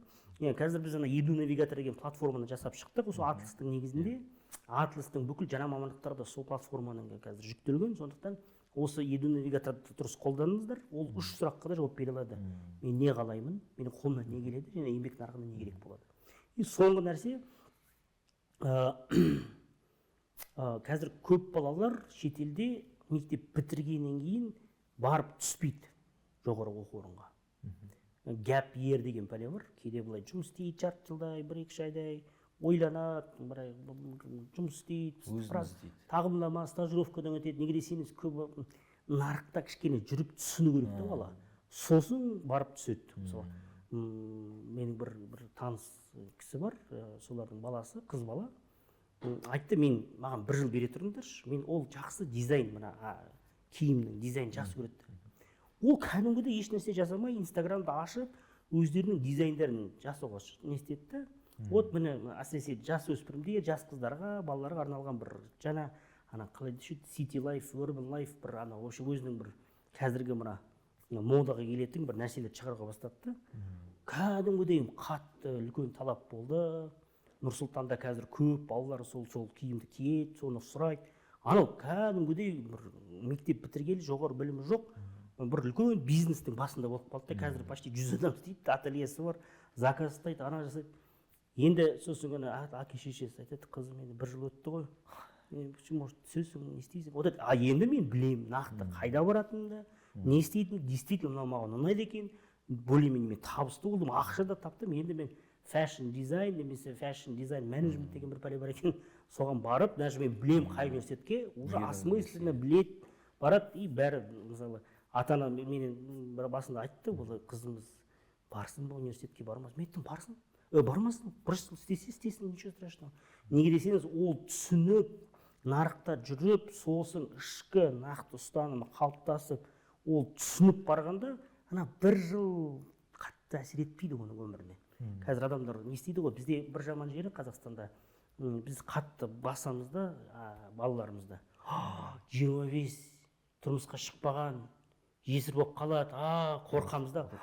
30 жасқа дейін, еще премьер-министр болмады, 30 жасқа қалай, карьерасы бітті, осымен өмір бітті дегендей. Біз өкінішке орай былай көп жас балаларды біз үлкен лауазымдарға тағайындап тастады да уақытында. И сондай бір не қалып қалды да, FOMO деген бір қазір феномен пайда болды, fear of missing out. Қалай менің жасым 30-ға келді, әлі премьер-министр болған жоқпын, премьер-министр болған жоқпын, өмірім бітті деген сөз. Өмір даже басталған да жоқ әлі. Өмір 40-тан кейін басталады, негізгі қалыптасады. Қазір мысалы Европада 60-40 деген бір жаңа формула шықты. 60-тағы адамдар 40-тағы адам бұрынғы 40-тағы адамдарға секілді өмір енді басталады. Неге десеңіз, адамдардың қазір өмірі ұзарды, медицина мықты бір деңгейге шықты. Қазір мысалы бұрын фотографияда қараңызшы, 30-дағы адам бір кәдімгідей шалдар секілді былай отырып, қазір 30 тозып кеткен. Сондықтан асықпаңыз, қазір 1 жыл еш нәрсе шешпейді, жарты жыл, 1 жыл. Бірақ сосын ата-аналарға негізгі ақыл, ата-аналарға балаларыңызды қатты баспаңыз, қатты итермеңіз. Неге десеңіз, біздің тәжірибеміз қазіргі таңдағы 20-шы ғасырдың, мен де 20-шы ғасырдың адамдарын жатамын негізі, 40-қа келген адамдар. Біздің тәжірибеміз мына қазір 21-ші ғасырдың балаларына ешқандай көмектесе алмайды. Біздің түсінігіміз басқа, білгеніміз басқа. Мен жақында 13 жасар қызым Лейла деген, ол салады жақсы графический дизайн. Айтады маған, папа дейді, мен саған не алайын дейді. Мен айттым, қызым, ақшаң қайда пайда болды? қайдағы ақша, сен не бүлдіріп жүрсің дегендей. NFT деген пәле шығыпты. NFT, non-fungible tokens. Ана салған нәрселерді бір аукциондарға салып қойды екен, соған ақша тауыпты, в общем, 13 жаста. Сосын мен NFT-ді білмейді екенмін, бірақ сұрасам да кішкене ұят болып тұр. Вроде мен көп білетін, 13 жаста уже мен білмейтін нәрселерді маған айтып жатыр да. Сосын мен, NFT ма? Дұрыс, қанша NFT деп өтеді. Папа, өтірік айтпайды, ты же не понимаешь, мен тебе білмеймін дейді да. Маған YouTube-та бір сілтеме жіберіп, соны қазір қарап үйреніп отырмын. NFT-ді не екенін, ақшаны қалай табуға болады дегендей. Сондықтан қазіргі таңда көрдіңіз бе? Шыны керек, біз өз балаларымызға қатты көмектесе алмаймыз. Соншалықты уақыт өзгеріп кетті. Мына Юваль Ной Хараридің керемет бір кітабы бар, 21 ғасырға арналған 21 дәріс деген кітап. Сол кітаптың ішінде 2019 жылы туған балаларға ата-аналарына кеңес береді. Сонда бірінші кеңес, біздің тәжірибеміз керексіз, бесполезный, пайдасыз сіздің балаларыңызға. Олардың өмірлері мүлдем басқаша болады. Сондықтан біз оларға ақыл беру, бағыт беру, өздеріміздің шешімдерімізден олардың өмірлерін өзгертуге солардан кішкене бас тартайық. Олар өздері біледі негізі, оларды қолдауымыз керек. Кішкене жақсы көруіміз керек, қолдауымыз керек. Олар ақырындап жаңа технологиялар тездеп үйреніп кетеді. Иван Урганттың несіне келді ғой, Моргенштерн деген Алижер. Сонда 42 жаста Иван Ургант, Моргенштерн 20 жаста бірдеңе айтып отыр, анау түсінбейді да бейшара Ургант. Ургант обычно кекетіп, сонда не отырады ғой. Мына жерде а можно переводчика дейді да, маған тілмәш керек дейді да, аудармашы. Мен түсінбей отырмын дейді, баланы вообще түсінбеймін. Мүлдем басқаша қазіргі балалардың. Бизнес модельдері басқаша, түсіне білу қабілеттері басқаша, сана сезімдері басқаша. Ана Ургант айтады да, Моргенштерн. Давай отырып жаза салайық дейді да, кім Иманбек секілді бір трек жаза салайық дейді да. Айтады, ой, извините, сценарий керек қой, аранжировка керек қой. Зачем? Слава! Бір жашки киген жас жігіт жігіт, ноутбук макет ашып, давай, меня зовут, сөздерін қазір сөздерін. А меня зовут Ваня, я на канале, на первом канале, шақ-шақ, онлайн стриминг кетті, көрсетіп отырды мында, қарақ, осынша адам, уже лайк басып отыр. Анау Ургант тұрды, вообще уже қашып болып, түсінбей қалды да, не болып жатқаны. Неге десеңіз, жылдамдық өзгеріп кетті. Қазір бәрі онлайн, бәрі стриминг, бәрі тез болып кетті да, дайындықсыз, бәрі в потоке стриминг болып кетті да. Біздің сана сезіміміз де келмейді ондайға. Сондықтан мүмкін, бәлкім, мына қазіргі балалар өздері жолдарын табады. Біз тек қана оларды қолдауымыз керек. Арқасында болуымыз керек, қолдауымыз керек. Көп біздің түсініктеріміз де қазір келмейді қазіргі өмірге мысалы. Айтады, вот мен ит үйрем сатып алдым дейді да. Қымбат па? Енді $23,000. Бір тиынға сен сонда $23,000 төледің ба? Нормально, жақсы баға алдым дейді. Мен түсінбеймін да мысалы. Иттің бабасы, мен $23,000 мен бір жыл жұмыс істеймін. Не істедің дегендей. Ойлады, ата, әке, сіз уайымдамаңыз, ол қазір жарты жылда өседі дейді. Қалай өседі, ол не өседі, ол не вообще? Көрдіңіз бе? Мүлдем ауысып кетті. Ақшаның табиғаты ауысып кетті. Біз оны кейде түсінемей қаламыз да. Сондықтан ол түсінбеген нәрсеге біз қалай ақыл бере аламыз? Түсінбеген жағдайда өзгеріп кеткен жерде біз қандай бағыт бере аламыз? Сондықтан мына кейде мына балалардың, мына қазіргі балалардың өзі, жасөспірімдер, олар бізден де ақылырақ, бізден де өздерінің бағыттарын біледі. Біз тек қана қолдауымыз керек ол. Өте керемет. Мына жерде тағы бір өте қызықты сұрақ. Тараз қаласында достық оқушыларына бір семинар өттіңіз. Сол кезде былай деп айтқаныңыз есімде. Мектептегі кітаптың бәрін оқып бітірдім. Всезнайка болғым келді. Сол үшін өкінем деген едіңіз. Не? Адамдар кітап оқымағанына өкініп жүрсе, сіз неге кітап оқығаныңызға өкініп жүрсіз? Жоқ. Кітап оқу өте маңызды. Әсіресе қазір. Неге десеңіз, қазіргі таңда мынандай үлкен айтып отырмын ғой, біздің қазір миымыз өзгеріп жатыр. Курпатов деген кісі, Черниговская деген, Татьяна Черниговская өте көп лекция оқиды қазір. Енді негізі ағылшын тіліне қарау керек, Кен Робинсон, басқа адамдарда, бірақ бізде енді орыс тілді аудиторияға мына сол Черниговская бар, орыстардың, олардан мықты қазір осы салада бар қалыптасқан сарапшылар бар. Не өзгеріп жатыр? Мына мысал келтірейін. Айталық, 2 бала бар, 3 бала бар. екі бала бар. Бір бала Гарри Поттердің кітабын оқыды и киноны көрді. Екінші бала кітапты оқыды, бірақ киноны көрген жоқ. Өкінішке орай кітап оқыған, кешірім сұрайын. Бір бала киноны көрді, бірақ кітап оқыған жоқ. Екінші бала кітап оқыды, киноны көрген жоқ. Ана кино көрген бала, оның бірақ қана Гарри Поттердің бейнесі бар. Ол кім? Ол британдық Дэниел Рэдклифф деген актердің бейнесі. Бітті. Ол режиссердің өзі қиялдатқан бейнесін миллиондаған адамдарға таратып жіберді, болды. Енді ол кісінің миы басқаша ойлай алмайды. Ол басқа бейне, басқа қиялдату жоқ. Ол тек қана миллиондаған, миллиардтаған адамдарда бір ғана бейне, Гарри Поттердің, ол Дэниел Рэдклиффтің бейнесі, жүзі. Сол бітті. Ал кітап оқыған бала, ол мүлдем басқаша болуы мүмкін, Гарри Поттер. Неге десеңіз, миы жұмыс істеп, қиялдатып, вот Гарри Поттер кішкентай, арықтау келетін, көзілдірік киетін, маңдайында мынандай не олардың бір бала, соны елестетеді. Ол мүлдем басқаша болуы мүмкін. Қазіргі таңда бұқаралық коммуникация, ақпарат құралдары өкінішке орай миллиардтаған адамдарға қалыптасқан бір бейнені бет тастайды. Миллиард жұмыс істемейді сосын. Қиялдату, елестету, абстракт ойлау білу қабілеті мүлдем жойылады да көп адамдарда. Ана Курпатовтың несімен цифрлық аутизм деген бір термин енгізіп жатыр. Цифрлық аутизм. Қазіргі балаларды қарасаңыздар, олармен сөйлесу де қиын. Сәлем. Сәлем. Жақында бір досым қызы келді мектептен, пранк жасаймыз, қазір пранк деген бәле шықты ғой. Давайте бәріміз тығыламыз, как будто үйде ешкім жоқ, ол не істейді екен. Ол келді, өзінің бөлмесіне барды, есігін жауып алды да, ноутбугымен отыр. Аналар жарты сағат күтіп шығып, Айзада, Айдана, мы дома деп. Жақсы. Ты что, не заметил, что бізде дома жоқпыз дегендей? Жоқ. Айдана, мы хотели пранк сделать. Не мешайте, кетіңдер. Даже байқаған жоқ. Қазіргі таңда физикалық дүниемен байланыс бұзылып жатыр да, өкінішке орай. Бірақ менің өкінгенім, сондықтан кітап оқу өте маңызды балаларға. Ол екі нәрсені дамытады кітап оқудың.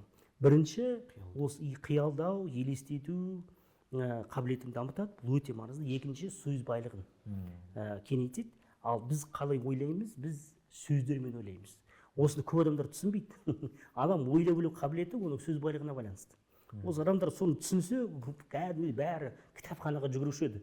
Адам ойлайды ғой, мен ақылды болғым келеді, мен ойлай білу қабілетін дамытқым келеді. Кітап оқысаңдар, сол неге десеңіз, мынандай бір қызық нәрсе бар, дәлелденген біздің нейрофизиологиямыз. Біз білмеген сөздің мағынасы, концепция бізде қалыптаспайды миымызда. Сондықтан ол туралы, ол құбылыс, ол нәрсе туралы біз ойлай алмаймыз да. Мысалы, мен сізге мынандай бір қызық нәрсе айтсам, мына көзіңізді жабыңызшы, ағашты елестетіңіз, үйді елестетіңіз, велосипедті елестетіңіз, сэр-соны елестетіңіз. Сэр-соны елестетіңіз. Сэр-соны елестетіңіз. Елестете алмайды. Неге? Неге десеңіз, ол сөздің мағынасын білмейді.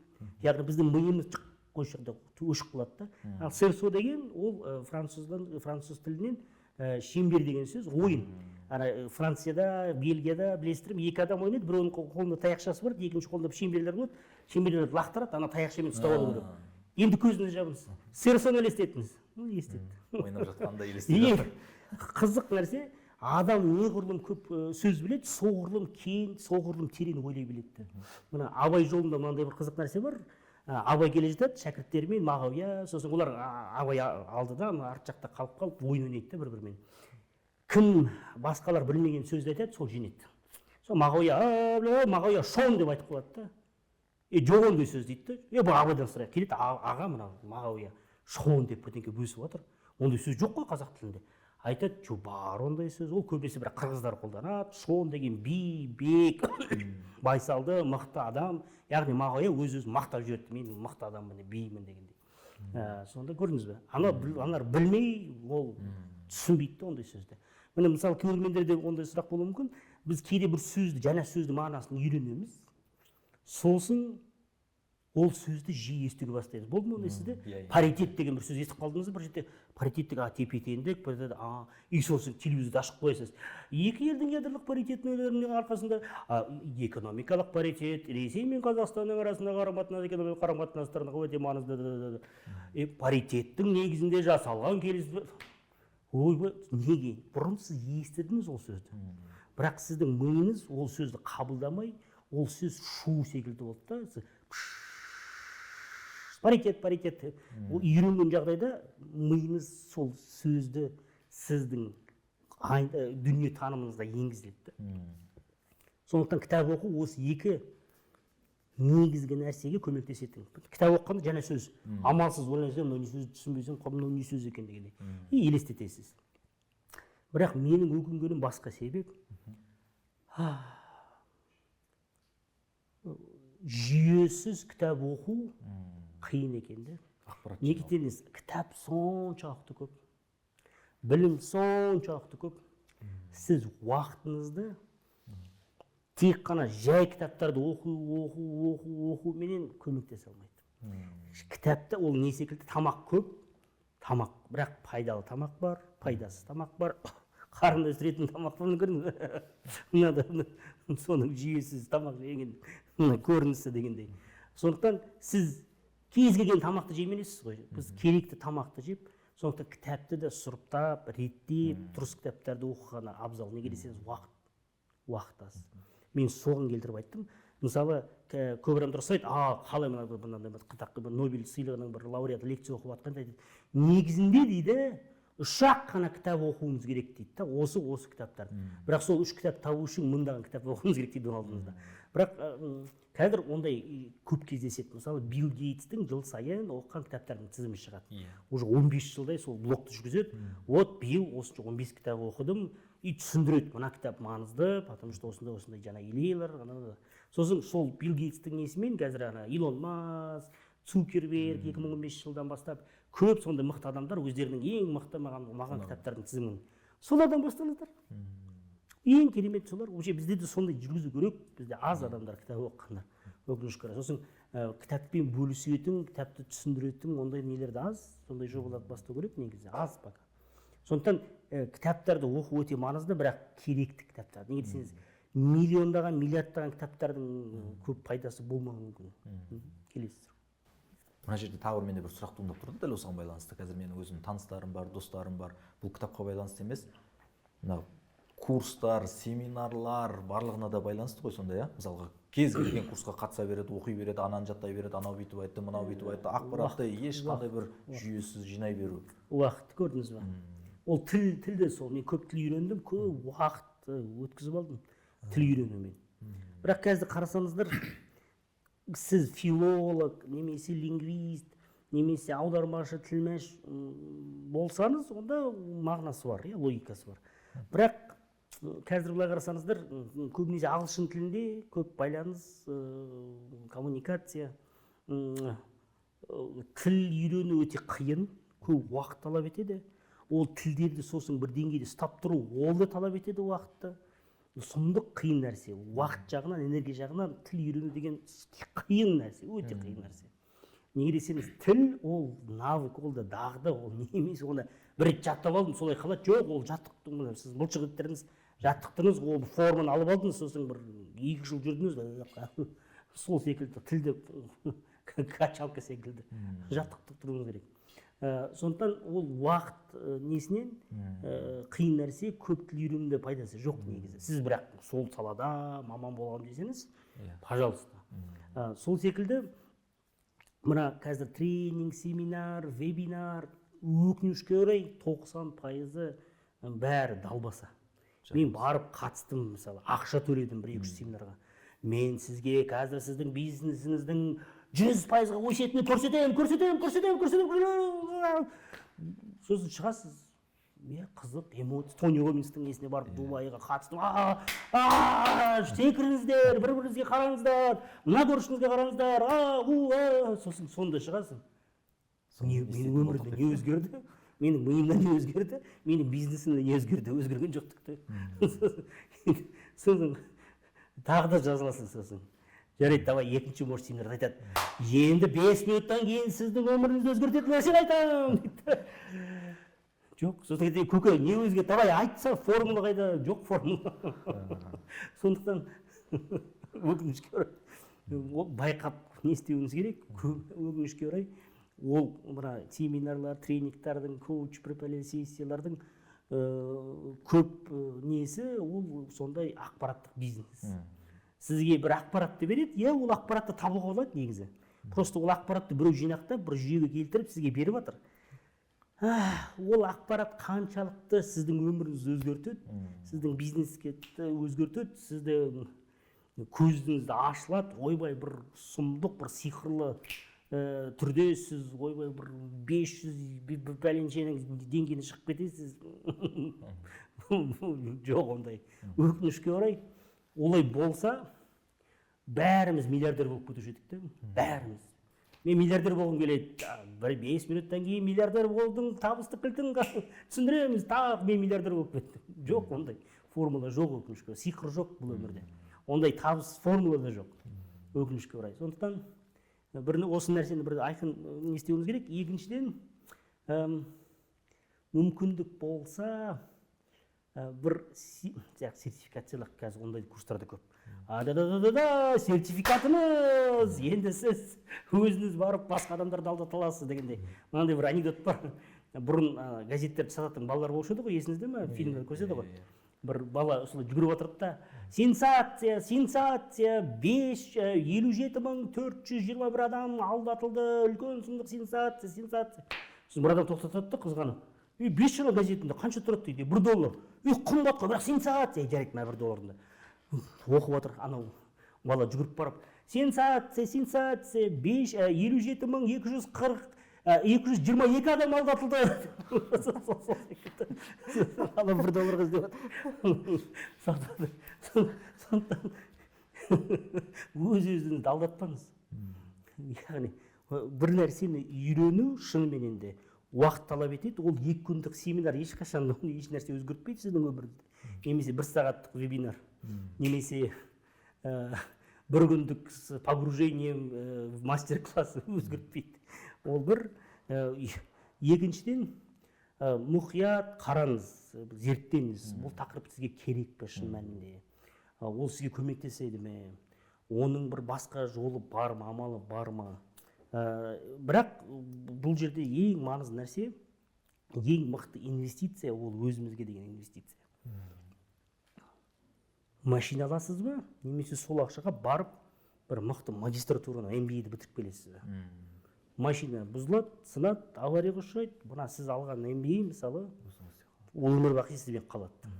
Оның арқасында сіз керек болса, бірнеше машина аласыз. Сондықтан бұна ақшаны көбінесе бір жақсы жері Қазақстанда менің қазір адамдар өмірлерін өзгерткісі келеді, бірақ бір жаман жері, яғни бір ізденеді, кітап, бірдеңе тұрса, давай анаған барайық. Бірақ бір жақсы жері тез өзгерткісі келеді өмірді. Яғни бір сәтте. Осылай. Қазір мен 1 күндік семинарға барам. Қазір ондай академиялар көп қой. 1 күндік ішінде мен шығамда, миллионер болып шығамда. Өкінішке орай ол кішкене ұятсыз адамдар сол сенімді қолданып, адамдарды кәдімгідей алдатып жатыр да. Ана есіңізде болса, болды ғой ондай көп семинарлар. Госзакупқа кел, тендерларды ұтып ал дегендей. Қазір уже басқаша болып жатыр реклама. Бірақ адамдар кірді, тендерларды ұтып алды, жарайды. Сосын қара тізімге түсіп қалып, шығып, бәрі не істеп жүр мысалы. Өте керемет. Келесі сұрақ, бұл оқушыларға байланысты. Көп оқушы сұранысқа ие мамандықты таңдайды. Бірақ өзінің қабілеті, қызығушылығы оған бар ма жоқ па, оны ескермейді. Жақсы мамандықты таңдасаң болды, мәселе шешіле ме? Жоқ, шешілмейді. Шешілмейді. Неге десеңіз, қазір жақсы мықты маман болудың бірнеше стратегиясы бар. Бірінші стратегия, көп адам білетін, бірінші негізгі стратегия, көп адамдар тез үйрене алмайтын, немесе көп адамдар білсе де жақсы істей алмайтын бір мамандық, кәсіпке, дағдыға, мамандыққа ие болу. Мысалы, жүргізушілер. миллиондаған миллиардтаған адам жүргізе алады. Оңай. Үйрену. Бір ай үйренесіз, практикадан өтесіз, тест емтихан тапсырасыз. Енді қатты қиын нәрсе емес. Солай ғой. Көп адамдар тез үйрене алады. Бірақ солардың ішінде каскадерлар бар мысалы. Олар да сол миллиардтаған адамдар секілді машинаны жүргізеді. Бірақ сол қарапайым дағдыны сұмдық бір мықты деңгейге шығарғанда, ана Fast and Furious деген қалайды орысша? Форсаж, ойбай. Ана кино түседі ғой. Қанша 9 серия түсірілді ме, уже кәдімгідей бір культ болып кеткен ғой, ойбай. Форсаж. Неге десең, сол жерде көрсеткен міне. Машинамен келеді. Неше форсаж жасайды, вираж жасайды, қалай десе дрифт, бір-пәле. Мынандай стақанды қойып қояды, үстіне бір қағаз қойып қояды. Машинамен 100 шақырыммен жұқ деп өткенде стақан тұрады, фух деп жұмып кетеді. Яғни қарапайым нәрсені бірақ басқа деңгейге. Көп адамдар біле алады, бірақ миллиардтаған адам машина жүргізе алады, бірақ мыңдаған бірнеше оншалықты мыңдаған адам сондай деңгейде жүргізе алады. Ал Айртон Сена тәрізді, ойбай Шумахер тәрізді бірең санаулы адамдар. Каскадерлар өте көп ақша табады, білесіздер. Мана кино Форсаждың өзінде актерлар осыншама тапса, соның бір жартысын кемінде каскадер табады. Неге десеңіз, ондай деңгейде, ондай шеберлік деңгейге шығарған адамдар аз, шектеулі. Бұл бір стратегия.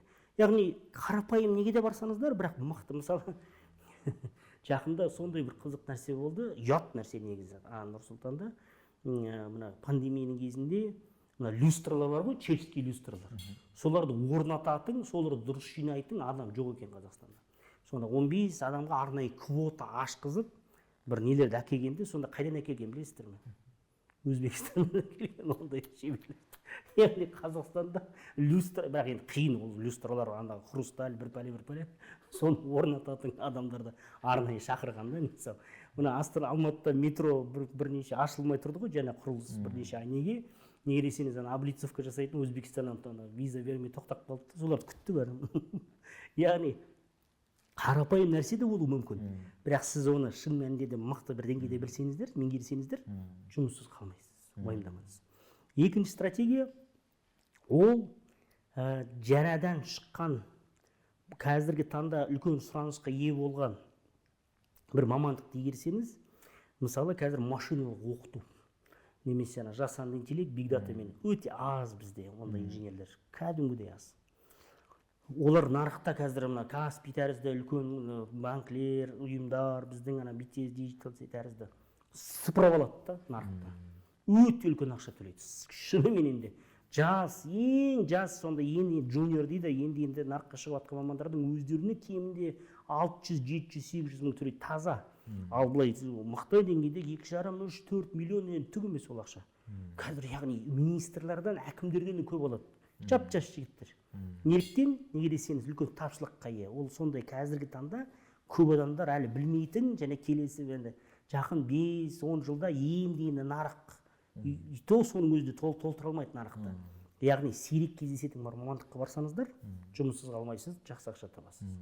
Енді соңғы нәрсе, соңғы стратегия, ол сіз басқа адамдар істей алатын нәрсе, бірақ оны сервиспен дұрыс істейсіз.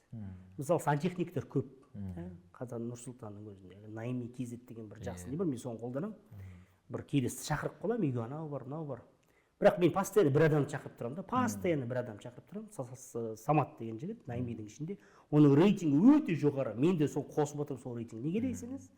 Бұл жақсы сантехник, бірақ сұмдық шеберде емес, басқалар істейтін сол жұмыстарды істейді. Енді сантехника дегенде ол бәрін істей алады да, по мелочи, по-дому. Бірақ звондасаңыздар сразу жауап береді сізге. Сіздер есіміңізді жаттап алады біріншіден. Саламатсыздар ма, Саясат, қалдарыңыз қалай? Рахмет звондағаныңызға. Менің есімім Самат, сізге қуаныштымын. Осы уақытта сәке кешіріңіздер, мен қазір уақытта сәл былай келсе сыпайы келгенде халат киеді. Келеді де өзінің халаты бар, ақ халатпен киеді, перчатка киеді, аяғына несін шешеді, ана арнайы нелер болады ғой, бахила соны киіп алады. Саламатсыздар ма, и балаларға кәмпит береді постоянно келген. Былай қой, мен сіздердің балаларыңызға, сосын сұрайды, балаларға кәмпит беруге болады ма? менің есімім Самат, рахмет сендерге, рахмет. Енді уже қалай, бәрі істеген нәрселердің бәрі сол істейтін бір асып кеткен несі жоқ, бірақ не бар? Сервис бар, қызмет бар, сыпайылық бар, жауапкершілік бар, адами қасиеттері бар. Көрдіңіз ба? Ол да бір қызық стратегия. Енді мен сол Саматтың бейшара, уже Самат уже кетесің, кешіріңіз айтады, бүгін бос емеспін, мен күтемін деймін. Ертең күтемін, саған күтемін. Потому что сен керексің маған. Анау басқалар керек жоқ, не болды? Қарын анау жоқ, маған Самат керек та. Самат болсаңыз, пожалуйста, жұмыс болады, ақша болады, клиенттер болады. Өте керемет. Сондықтан былай, ойбай, мен ана танып қалмадым. Сіз дәл басқалар жасайтын нәрсені, бірақ шеберлік деңгейге шығаруыңыз керек. Мына Айсұлтан Сейітов деген біздің жас талантты режиссеріміз бар ғой. Соның дутқа барған несін қараңызшы. Жас кезінде түсінген, Нью-Йорк фильм академиясын бітірген, бірақ 15 жасынан сол бір таңдаған нені шұқылап отырғанда, 22 жасқа, 23 жасқа шыққанда уже піскен, бір зрелый сондай режиссер секілді көрсете білгенді өзі. Неге десеңіз, бір фокус ұстап алып, соны шеберлік деңгейін шығарта берген, сол бір нәрсемен айналыса берген. Мына Мальком Макдауэлл деген гений аутсайдер деген бір жақсы кітаптар шықты, Outliers деген бір кітап. Сонда 10.000 сағаттық қағидат бар ғой. Бір нәрсені тауып алып, соны пере берсеңіз. Брюс Лидің айтқан бір жақсы сөз бар ғой, мен дейді 10.000 соққыны үйренген адамдан қорықпам дейді, бір соққыны 11 рет үйренген қайталанған адамнан қорқам дейді. Егер сен бір нәрсені бір пересе өлтіреді дейді мені. 10.000 рет соны жаттыққан дейді, бір жерге перген дейді. Содан қорқам дейді. Ол сол шебер. Анау, мынаны білем, мына стиль. Өте керемет. Фокус керек. Тағы бір сұрақ, енді бұл сұрақ сізге бұрыннан таныс, соңғы сұрағымыз болсын. Уақытымыз таяп қалған екен. Бізде өкінішке орай оқушылардың басым көбін қызықтыратын нәрсе ол грант Қазақстанда. Енді қазақта сөз бар ғой, сананы тұрмыс билейді деп айтады. Бізде көп оқушы грант болса болды, маңызды емес. Қандай мамандыққа бара жатқаны, қай регионға, қандай жоғары оқу орнына бара жатқаны маңызды емес. Маған грант. Бір нәрсе айтып, керемет нәрсе түсіндірейін деп жатсаң да, ол мамандықта грант бар ма ағай деп сұрайды. Өкінішке орай. Тегін оқыса болды. Бір маңызды нәрсесі. Осындай оқушыларға қандай кеңес айтасыз? Біріншіден, қазіргі таңда білесіздер, мына кәсіптік білім деңгейі колледждер, типо. Ол да мүлдем тегін болды қазір. Бүкіл грант тегін, кәдімгі жаппай тегін. Бәлкім сізге жоғары білім керек жоқ. Қазір бізде сондай бір қызық феномен. Бізде 80%-дан астам адамдарда жоғары білім бар да. Ол өте көп. Керексіз. Сіз ана босқа 4-5 жыл сандалып, мен 5 жыл сандалып оқыдым да, керексіз нәрсе. Бірде-бір күн өмірімде мен істеген жоқпын халықаралық құқық заңгер ретінде. Вообще істеген жоқпын. Одан кейін өліп қалды ана халықаралық құқық. Вообще уже қолданбайды ешбір жерде. Уже қалай айтсам екен, бір қалып қалған бір не секілді, философия секілді қалып қалды да. Ойбай, тепе-теңдік, мемлекеттер бір-бірін сыйлау керек. Ана жақта біреу бірдеңкені тартып жатыр, қарамайды ешкім. Хотя Біріккен ұлттар ұйымының несінде қағидаттарында бекітілген принциптер, 10 принцип әлі есімде қалып қалған нәрселер. Қазіргі таңда ең үлкен сұраныс еңбек нарығында сол қолмен істейтін адамдарға, шеберлерге жетті. Бізде 1,5-2 миллион адам дефицит. Сіз 5 жыл, 4 жыл оқып, бір заңгер, немесе бір инженер, біз жаман инженер болып, немесе жаман бір заңгер болып, немесе ешқандай біліміңіз болмай, бірақ қолыңызда мына қағазыңызбен сіз жұмыс таба алмайсыз. Ал сіз, мысалы, білесіз бе, қазір сварщик жетіспейді. Сұмдық жетіспейді. Мен мынандай қызық мысал келтірейін сіздерге. Мына Қашаған, неде, Қаламқас, Каспий неде, теңізінде бірінші мұнай теңіздің судың астындағы нелер басталғанда, сол судың астында жүретін, малтитын сварщиктер керек болды. Қазақстанда бірде-бір адам табылмады, мүлдем. Біріншіден малтитын адам жоқ бізде, ол кәдімгідей оның ол күрделі нәрсе. Бүкіл қауіпсіздік несінің қағидаттарын білетін, арнайы олардың снаряжениелері, скафандрлары бар, оны дұрыс не істейтін үйренген адамдар болу керек. Екінші ол сварщик болу керек, еще жұмыс істеу керек, істеп жатыр, екі мамандықта бірдей істеп отыр. Ондай мүлдем жоқ Қазақстанда адам. Сосын Ресейден әскери водолаздар да келді. Малтидің, ана неден, Северный флоттан, Архангельсктен. Соларды үйретіп, Сваркаға. астыға жіберді, аптасына $15,000 төледі. $15,000. Мен сол кезде ана жобаға бір көмектесіп жүргем. Қазмұнайгазда қай курста болдым анда? 5-ші курста ма, 4-ші курста ма, бір аудармашы ретінде, стажировка ма, қалай?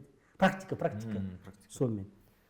Мен сонда, мен неге сварщик бұл қайдағы, ол кезде $15,000 деген Астанадан, Нұр-Сұлтанда үлкен квартираларға болушы еді. 2-3 пәтерлі квартира әр апта. Ёшкин-кот. Мен сонда отырдым да, ёшкин-кот. Қайдағы халықаралық құқық, бір пәле. Міне жоқ, вообще мүлдем жоқ Қазақстан. Әлі күнге дейін жағдай сол. Мына плитка салатындар жоқ. Ана чешский ғой, ана люстра орнататын адам жоқ. Арнайы квотамен карантиннің кезінде жазып, оларды әкеледі мысалы. Ұят емес пе? Сондықтан біріншіден сіз ойлап көріңіз. Мүмкін сізге анау керексіз, сапасыз, бос сізге жоғары білім керегі де жоқ. Бір. Сондықтан мына кәсіптік білімге мән беріп қараңыз. Мысалы, Павлодар өңірінде біз қазір өңірлік атлас жасап жатырмыз. 25%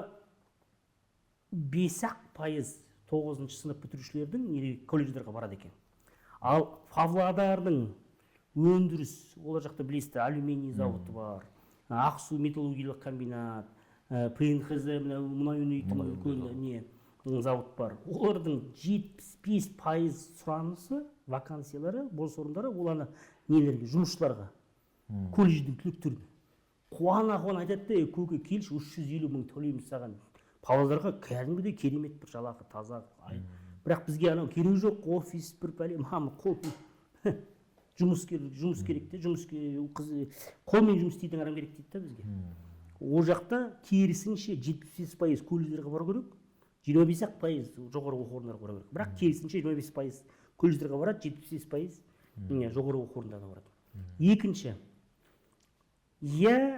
сіз грант алып, мысалы, неге ұстаздық нелерге қиын болды.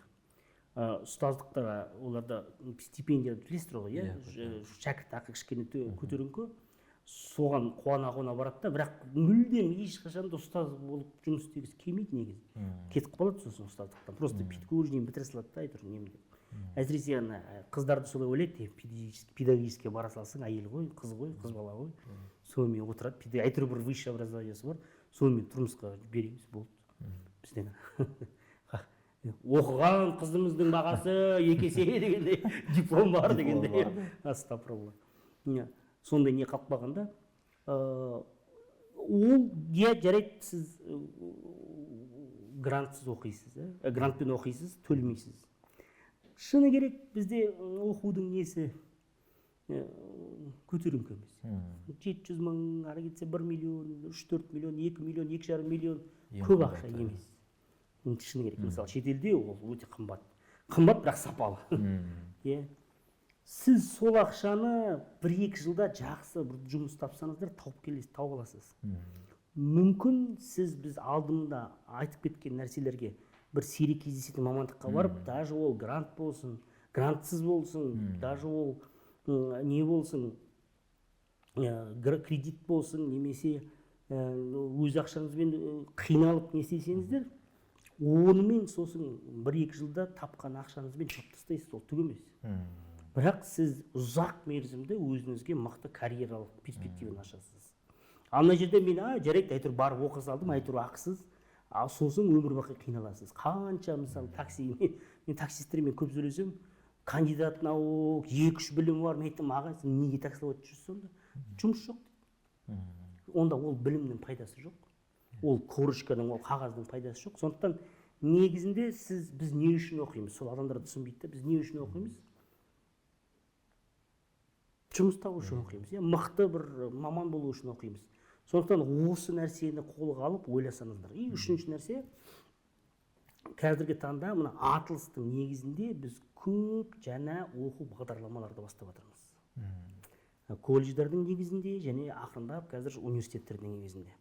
Бұл бағдарламалар шын мәнінде де мына болашақта перспективасы болады мамандықтар. Бұл машиналық оқыту сирек кездесетін мамандықтар. Сондықтан мына атылыстың парақшасына кіріп мұқият қарап тұрыңыз. Былай біздің атылыстың болып жатқан атылыстың аясындағы өзгерістерді бақылап жүріңіздер. Соларды байқап жүріңіздер. Неге десеңіз, осы жылдың өзінде, осы оқу жылдың өзінде біз 20 жаңа бағдарламаны бастадық колледждердің негізінде. Сол бағдарламаларға сіз ілініп кетсеңіз, онда болашағыңызда үлкен сұраныс болады да сізге. Бірақ бұл жерде тағы да бір шарт бар. Бізде көп адамдар 4 жылды оқығанда уже бірінші, екінші курстан жұмыс істеп кетеді. Кальянщик болады, официант болады. Кальянщик крутой ғой еще считается. Нелер бар ғой. Чайбой бар ғой, чайбой. Қалдық көреді. Братчикке жақсылық істеп берші. Істеп жатырмын, олай істеймін. Ой, давай, молодец, давай, жақсылық істеп бер дегендей. Жақсы ақша табады олар. Курьер болады, доставка. Курьер болады, неше түрлі әйтеуір жұмысқа істеп кетеді. Сіз сонда жартылай толыққанды ақша да таба алмайсыз. Дұрыс білім де ала алмайсыз. Өзіңіздің болашақтағы карьераңызды өзіңіз былай аяқтан шалып тоқтатып жатырсыз. Мына мысалы шетелде білесіздер ғой, кампус деген логика. Университет вообще қаланың шетінде, былай өз бетімен бір қалашық ретінде кампус, сол дұрыс екен де. Адам басқа. И сосын үлкен университеттер бір қаланың шетінде, бір кішкентай қалашықтарда, ол жақта ресторан да жоқ, түгі жоқ, қыдыратын жері жоқ. Кейде барасың да, кешке отырасың кампустың ішінде. Түгі жоқ. Біз жақын мен Нотр-Дам деген университетте оқығам. Ең жақын қала 90, почти 100 шақырымнан астам Чикаго. Пожалуйста, бар қалаға, онда қанша 2-3 сағат жүресің, ана Чикагоға бару керексің вообще. А былай вообще Саут Бенд деген кішкентай қала вообще түк жоқ ол жерде. Қаскелеңдегі СДУ. Қаскелең секілді. Енді амалсыз оқисың ана жақта, басқа түкті отвлекающий фактор жоқ сен. Сол дұрыс екен. Бізде неге десеңіз, бір университеттердің Казгу, Град, басқа бір 2-3 университеттерде кампустар бар. Қалғандары қаланың ішінде. Сен былай қарасаң, өзінің күнделікті өмірмен істейсің, университетке былай бір уақытмен келесің, шығасың, былай какой-то бір посредство, бір уақытша бір нәрседі. Бірақ негізінде 4 жыл оқисың ба, сол 4 жыл толыққанды оқу керексің. Оның ішіне кіріп кетіп полностью погружение жасау керексің. Сол жоқ бізде, өкінішке орай. Сондықтан мына көп университеттер керек па бізге? Мына қазір Асхат Қанатұлы Аймағамбеттің соғыс бастады ғой, Асхатамда. Өте керекті соғыс, негізі қолдауымыз керек оны. Неге десеңіз, мына қанша бос далбаса университеттерді ең жаман өмірді құртатын солар. Неге десеңіз, өкінішке орай адамға не беріп қояды? Жалған бір кепілдік, жалған бір арман беріп қояды, қағаз беріп қояды. Айтады, болды, мен анау сені 100 мың теңге түсемеймін, мен дипломым бар. Ол диплом қағаз түгі жоқ оның ішінде. Сол өте керемет.